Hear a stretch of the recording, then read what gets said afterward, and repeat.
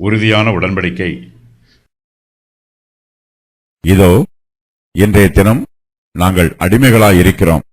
இதோ பலனையும் நன்மையையும் அனுபவிக்கும்படி நீர் எங்கள் பிதாக்களுக்கு கொடுத்த இந்த தேசத்தில்தானே நாங்கள் அடிமைகளாயிருக்கிறோம்.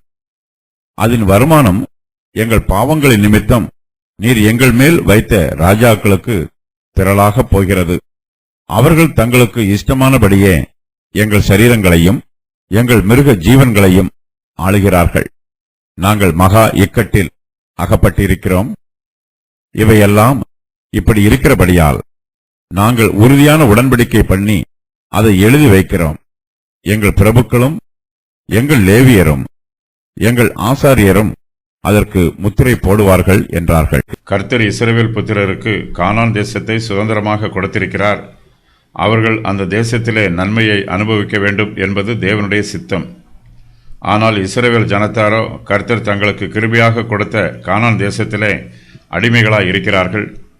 இஸ்ரவேல் ஜனத்தார் கர்த்தருடைய சமூகத்திலே மிகுந்த மனவேதனையோடு தங்களுடைய துக்கங்களையும் நெருக்கங்களையும் பாடுகளையும் வேதனைகளையும் சொல்லுகிறார்கள். இஸ்ரவேல் புத்திரர் கர்த்தருடைய சமூகத்திலே, இதோ இன்றைய தினம் நாங்கள் அடிமைகளாய் இருக்கிறோம். இதோ பலனையும் நன்மையையும் அனுபவிக்கும்படி நீர் எங்கள் பிதாக்களுக்கு கொடுத்த இந்த தேசத்தில்தானே நாங்கள் அடிமைகளாய் இருக்கிறோம் என்று தங்களுடைய வேதனைகளை வருத்தத்தோடு சொல்லுகிறார்கள். இஸ்ரவேல் புத்திரரை அடிமைப்படுத்தி உபத்திரவப்படுத்த வேண்டும் என்பது கர்த்தருடைய சித்தம் அல்ல. அவர்கள் தங்களுடைய பாவங்களின் நிமித்தமாக அந்நிய தேசத்தின் சிறையிருப்புக்கு போனார்கள். தங்களுக்கு வந்த பிரச்சனைகளுக்கு என்ன காரணம் என்பதை லேவியரும் கோத்திரத்து பிதாக்களும் புரிந்து கொள்கிறார்கள். தங்களுடைய தோல்விகளுக்கும் சாபங்களுக்கும் தங்களுடைய பாவங்களே காரணம் என்று இஸ்ரவேல் புத்திரர் அங்கீகரிக்கிறார்கள். தங்கள் சொந்த தேசத்தில் கர்த்தரை சேவிக்காத ஜனங்கள் அந்நிய தேசத்திலே தங்கள் சத்துருக்களை சேவிப்பார்கள். சகலமும் பரிபூரணமாய் இருக்கையில் நீ மனமகிழ்ச்சியோடும் களிப்போடும் உன் தேவனாகிய கர்த்தரை சேவியாமற் போனது நிமித்தம் சகலமும் குறைவுபட்டு பட்டினியோடும் தாகத்தோடும் நிர்வாணத்தோடும் கர்த்தர் உனக்கு விரோதமாய் அனுப்பும் சத்துருக்களை சேவிப்பாய். அவர்கள் உன்னை அழித்து தீரு மட்டும் இரும்பு நுகத்தடியை உன் கழுத்தின் மேல் போடுவார்கள். உபாகமம் 28:47-48. இஸ்ரவேல் ஜனத்தார் தங்கள் சொந்த தேசத்தில் கர்த்தரை சேவியாமல் அந்நிய தெய்வங்களை சேவித்தார்கள். இதனால் கர்த்தர் அவர்களை பாபிலோன் தேசத்தாருடைய கைகளிலே ஒப்புக் கொடுத்தார். கர்த்தரை சேவியாத இஸ்ரவேல் ஜனத்தார் கல்தையரை சேவித்தார்கள். கர்த்தர் தம்முடைய பெரிதான கிருபையினால் இஸ்ரவேல் ஜனத்தாரை பாபிலோன் தேசத்து அடிமைத்தனத்திலிருந்து விடுதலை செய்திருக்கிறார். பெர்சியா தேசத்தார் இஸ்ரவேல் ஜனத்தாரை விடுதலை செய்து அவர்களை யூதா தேசத்திற்கு அனுப்பியிருக்கிறார்கள்.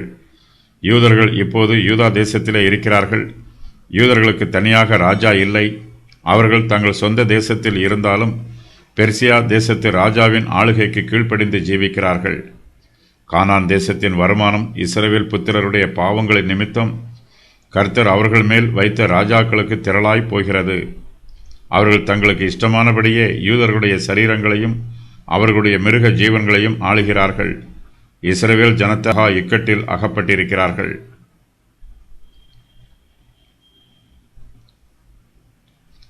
இஸ்ரவேல் ஜனத்தார் கர்த்தருடைய பிரமாணத்திற்கு கீழ்ப்படியாமல் அவருக்கு விரோதமாக கலகம் பண்ணுவது புதிய காரியம் அல்ல. அவர்கள் ஏற்கனவே பல சந்தர்ப்பங்களில் கர்த்தருக்கு விரோதமாக பாவம் செய்திருக்கிறார்கள். கர்த்தரும் அவர்களை தண்டிக்கும் வண்ணமாக அவர்களை நெருக்குகிற அவர்களுடைய சத்துருக்களின் கையில் பல சமயங்களில் ஒப்புக் கொடுத்திருக்கிறார். அவர்கள் நெருக்கம் அனுபவிக்கிற காலத்தில் கர்த்தரை நோக்கி கூப்பிடுவார்கள். கர்த்தர் பரலோகத்தில் இருந்து கேட்டு தம்முடைய மிகுந்த இரக்கத்தினால் அவர்களை சத்துருக்களின் கைக்கு நீங்களாக்கி விடுகிற இரட்சகர்களை அவர்களுக்கு கொடுப்பார். இஸ்ரவேல் ஜனத்தார் நியாயாதிபதிகளின் காலத்தில் கர்த்தருக்கு விரோதமாக கலகம் பண்ணினார்கள். கர்த்தர் அவர்களை தண்டித்தார். ஆனால் அவர்களோ தங்கள் பாவங்களுக்கு மனம் திரும்பவில்லை. அவர்கள் மறுபடியுமாக கர்த்தருக்கு விரோதமாக கலகம் பண்ணினார்கள். கர்த்தரும் அவர்களை மறுபடியுமாக அவர்களுடைய சத்துருக்களின் கையில் ஒப்புக் கொடுத்தார். சத்துருக்கள் அவர்களை மறுபடியும் அதிகமாக நெருக்கினார்கள். இன்றைய தினம் இஸ்ரவேல் ஜனத்தார் அடிமைகளாக இருக்கிறார்கள். சுயாதீனமாக பிறந்த இஸ்ரவேலர்கள் அடிமைப்படுத்தப்பட்டிருக்கிறார்கள். கர்த்தர் இஸ்ரவேல் ஜனத்தாருக்கு கானான் தேசத்தை சுதந்திரமாக கொடுத்தார். ஆனால் அந்த தேசத்தின் வருமானத்தை அவர்களால் அனுபவிக்க முடியவில்லை. அந்த வருமானம் பெர்சியா தேசத்து ராஜாக்களுக்கு திரளாய் போகிறது. யூதா தேசம் பெர்சியா தேசத்திற்கு கீழ்ப்பட்ட தேசமாய் இருக்கிறது.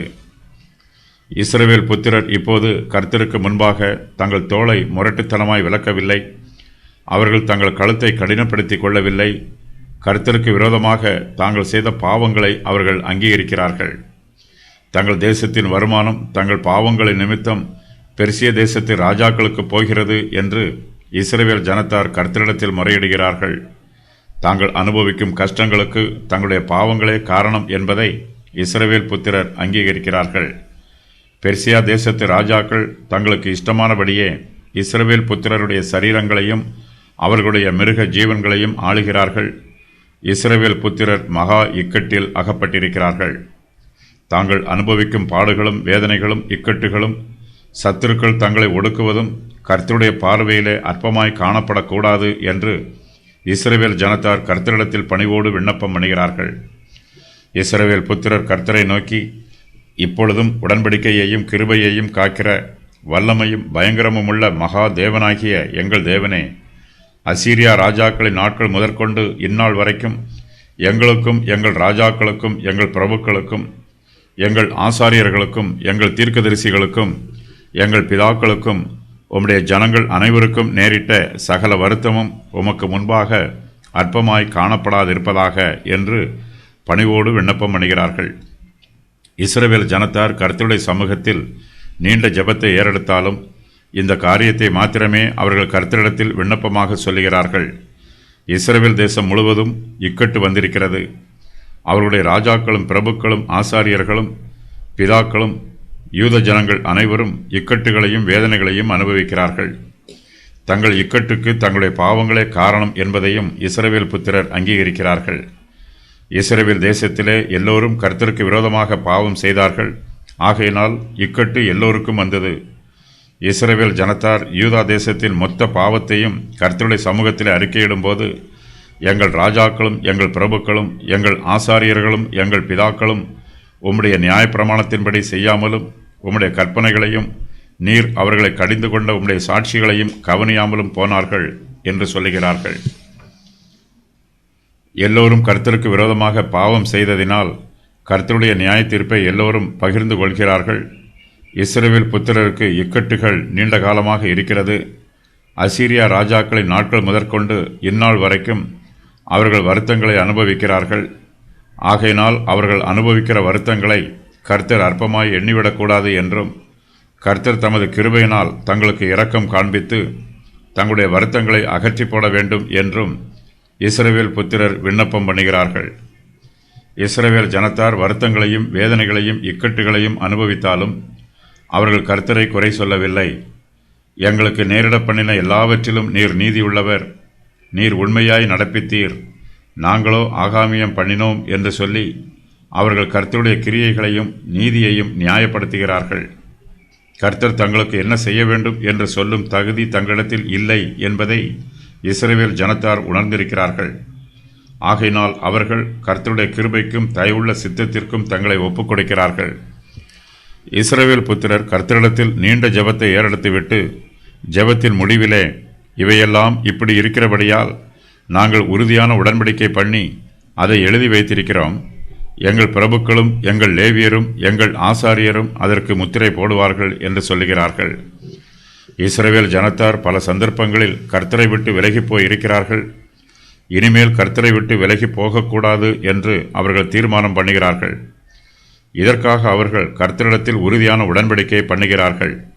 இந்த உறுதியான உடன்படிக்கையில் இஸ்ரவேல் ஜனத்தாருடைய பிரபுக்களும் லேவியரும் ஆசாரியரும் முத்திரை போடுகிறார்கள். இவர்கள் இஸ்ரவேல் புத்திரர் மத்தியிலே பிரதானமானவர்கள். இவர்கள் இஸ்ரவேல் ஜனத்தார் எல்லோருடைய சார்பாகவும் உறுதியான உடன்படிக்கையிலே முத்திரை போடுகிறார்கள்.